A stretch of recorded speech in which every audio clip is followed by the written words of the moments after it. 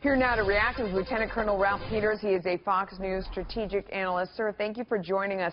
You read a lot into the fact that he decided to make this trip today. What do you read into that? Well, it tells me that he and the administration, the people at the top, are very interested in two issues. One, obviously, the continuing struggle against ISIS. I think the president's a bit impatient.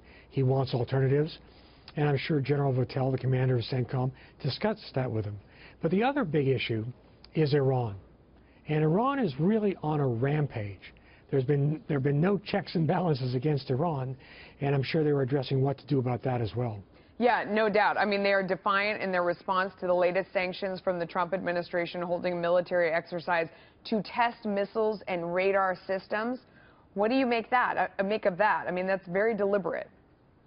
Yeah, well, it's a defiant show, and it's not only for us, but for the world and for domestic consumption. But again, if you look at the disastrous years of the Obama presidency, what happened was Iran was able to get this tremendously advantageous nuke deal, which we get virtually nothing. It essentially destroyed the sanctions regime. Iran is going to inherit Iraq and Syria after we've defeated ISIS.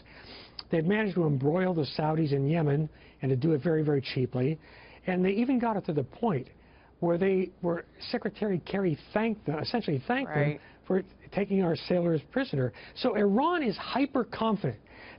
They believe that despite any new rhetoric from a new administration, that we are weak and vacillating and ultimately cowardly. Okay, and that you got a new president, so it's volatile. And the president is aware of all that, and everything he does, whether it's military or domestically here, is about projecting strength. That seems to be his main focus.